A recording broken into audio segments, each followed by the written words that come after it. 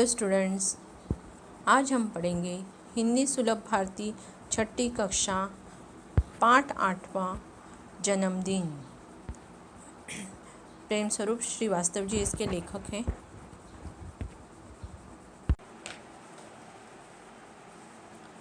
पाठ 8वां जन्मदिन भाग दूसरा।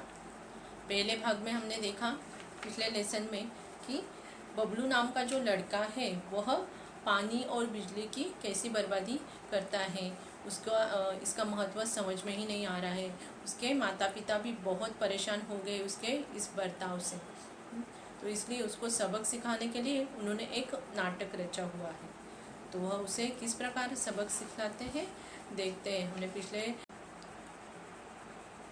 पिछले लेसन में हमने देखा कि बबलू खाना खाने के लिए बैठा हुआ है और उसे बहुत ज़ोरों की प्यास लगी है, और वह बहुत परेशान हो गया है, बेचैन हो गया है। लाइट नहीं है, गर्मी है बहुत, और उसे पानी भी नहीं मिल रहा है। देखा तो पानी का जग भी खाली था, तो वो बहुत बेचैन हो उठा है। यहाँ तक हमने पाठ पढ़ा था। आगे क्या होता है पढ़ते हैं हम। शीला मौसी मुँह बनाकर बोली, क्या बताओ बेटे, इस ब्लॉक की पानी की टंकी की सफाई हो रही है। देखो शीला मौसी क्या कह रही है, पानी की टंकी की सफाई हो रही है उस ब्लॉक की। कोई बात नहीं बच्चों, अच्छा बुरा तो होता ही रहता है, तुम लोग खाना खाओ। देखो शीला मौसी उनको समझा रही है, हाँ अच्छा बुरा तो होता ही रहता है, लेकिन तुम लोग अभी खाना खाओ। अड़ोस पड़ोस में देखते हैं, कहीं ना कहीं पानी तो मिल ही जाएगा। देखते अड़ोस पड़ोस से हमें पानी मिल जाएगा। लेकिन इस आश्वासन से बबलू को कोई राहत नहीं मिली। ऐसा समझाया है मौसी ने, लेकिन बबलू को इससे कोई राहत नहीं मिली है। प्यास से उसका गला सूखा जा रहा था। खाने का एक कौर भी गले से नीचे नहीं उतर रहा था। देखो वह प्यास से छटपटाने लगा। आज पहली बार प्यास का अनुभव करने से तो उसे पानी मिलने वाला नहीं था। देखो उसे पहली बार अनुभव हो रहा था कि पानी क्या होता है।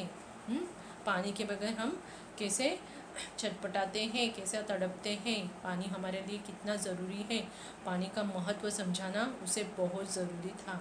इसलिए आज उसे वह समझा रहे हैं, और उसकी समझ में भी देखो आ रहा है। देखते हैं जैसे आज पानी को तो बबलू से अपनी बर्बादी का जी भरकर बदला जो लेना था। देखो जैसे आज पानी को देखो हर रोज़ वो क्या करता था, पानी को बर्बाद करता था, पानी का नुकसान करता था, लेकिन आज पानी को बबलू से बदला लेना था। अब तो बबलू क्या तमाम बच्चों का धैर्य जवाब देने लगा था। सिर्फ बबलू ही क्या, और सभी बच्चे भी पानी से बेचैन हो उठ रहे थे, तड़प रहे थे प्यास से। तमाम यानी क्या, सभी बच्चे, सिर्फ बबलू ही नहीं, सभी बच्चे बहुत परेशान हो रहे थे। तभी एक चमत्कार हो गया। अचानक बिजली आ गई, कूलर पंखे चलने लगे, कमरा बिजली की रोशनी से जगमगा उठा। देखो जो गर्मी लग रही थी और ऊपर से तेज़ प्यास भी लगी हुई, तो इतने में वहाँ पे चमत्कार हो गया, बिजली आ गई है, कूलर पंखे शुरू हो गए हैं और कमरा भी बिजली की रोशनी से जगमगा उठा। सभी बच्चे खुशी से चिल्ला उठे। बहुत शोर मचाया उन्होंने अचानक से बिजली आने पर। मगर बिजली आने भर से तो प्यास बुझने वाली नहीं थी। अंकल को भी अचानक कुछ याद हो आया। खुशी से बोल उठे, अरे बच्चों, मैं तो भूल ही गया था कि बड़े वाले पानी के कूलर में पानी भरा हुआ है। जो पीने का पानी है वह दूसरे कूलर में भरा हुआ है। यह अचानक से अंकल को याद आ गया है और उन्होंने खुशी से वह बात सभी को बताई है। अगले ही पल वहाँ का दृश्य बदल गया। कमरा ठंडी हवा से भर उठा। बच्चे बड़े सब ठंडे पानी के साथ साथ चटपटे भोजन का स्वाद लेने लगे। देखो अगले ही पल वहाँ क्या हुआ है, दृश्य बदल गया है सभी। कमरा ठंडी हवा से भर उठा, सबको राहत मिली, शांति मिली। बच्चे बड़े सब ठंडे पानी के साथ चटपटे भोजन का स्वाद लेने लगे। बबलू की तो बाछें खिल उठी। यहाँ पे देखो मुहावरा है, बाछे खिलना। बाछे बाछे खिलना यानी क्या? बहुत प्रसन्न होना। तो यहाँ पे बबलू की बाछे खिल गई है, वह बहुत ही प्रसन्न हुआ है। चलने से पहले शीला मौसी और माँ एक दूसरे को देखकर कुछ मुस्कुराकर इस मुस्कुराहट के पीछे छिपा रहस्य बबलू नहीं समझ पाया। देखो, उन्होंने यह नाटक रचा था उसे समझाने के लिए, इसलिए वह दोनों आपस में देखकर एक दूसरे से मुस्कुराई है उन्होंने। लेकिन यह मुस्कुराहट का इस मुस्कुराहट के पीछे का रहस्य बबलू को नहीं समझ में आया। घर पर पहुंचने पर माँ को बबलू किसी सोच में डूबा दिखाई पड़ा।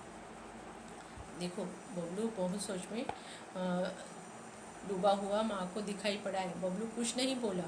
शीला मौसी के यहाँ जो घटना हुई वह अब भी उसकी आंखों के आगे घूम रही थी। जहाँ पे जो उसने तकलीफ सही है, जो छटपटाया है, जो बेचैन हुआ है, परेशान हुआ है पानी के लिए, हवा के लिए, तो इससे वह बहुत उसे शौक लगा है।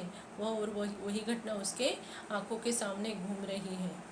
अपने आंगन की गौरैया की पैस से खुली चोंच, गौरैया यानी क्या? चिड़िया। जो पैस से खुली चोंच, बाहर सड़क की नाली में जीभ निकाले हाँफता हुआ टॉमी, जो पैस से परेशान हुआ जो टॉमी, वह दिख रहा है उसे। शीला मौसी के यहाँ पैस से सूखता उसका गला, पंखा कूलर ज़रा देर के लिए बंद रहने पर बहता पसीना, बहुत कुछ नहीं, अब वह ऐसा कुछ भी नहीं करेगा। देखो, उसने गौरैया को देखा था पैस से उसकी चोंच ऐसे खोलते हुए। टॉमी नाम के कुत्ते को उसने देखा था कि पैसे वह कैसे छटपटाता हुआ वहाँ पे नाली के वहाँ पे रुका हुआ है। और उसकी जो पैस उसने जन्मदिन पर अनुभव किया था, पैस का अनुभव, वह उसको याद आ गया सब कुछ। बहुत कुछ नहीं, अब वह ऐसा कुछ भी नहीं करेगा। देखो, उसको सबक मिल गया है।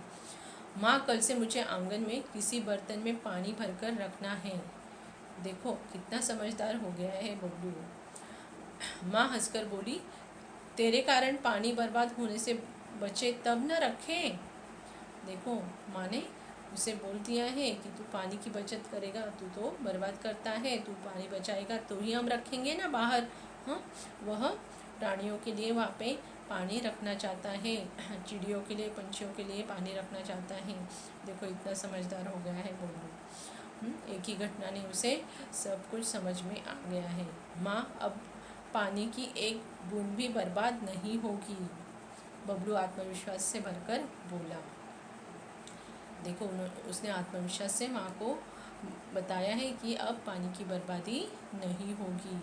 मगर बबलू कभी यह नहीं जान पाया कि शीला मौसी के यहाँ जन्मदिन की पार्टी में जो कुछ हुआ वह एक नाटक मात्र था।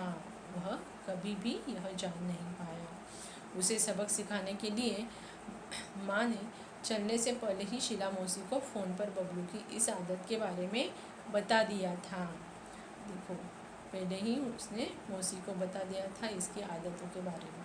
शीला मौसी ने भी कुछ करने का भरोसा दिया था, विश्वास दिया था शीला मौसी ने भी कि हम कुछ करेंगे उसके लिए। उन्होंने यही नाटक किया जो कि पूरी तरह कामयाब रहा। अब तो बबलू खुद भी अपने दोस्तों को समझाता है कि पानी और बिजली अनमोल है, इन्हें भविष्य के लिए बचाकर रखो। यह चीज़ें हमारे लिए बहुत महत्वपूर्ण है और बहुत ज़रूरी है। पानी तो सभी प्राणी मात्राओं के लिए ज़रूरी है, इसलिए उनको बचाना बहुत ज़रूरी है। इस प्रकार यह इस पाठ में बबलू को सबक दिया है। तो इससे भी हम भी प्रेरित होते हैं कि पानी को बचाना है, बिजली को बचाना है। इस प्रकार यह पाठ सबको समझ में आ गया होगा। धन्यवाद।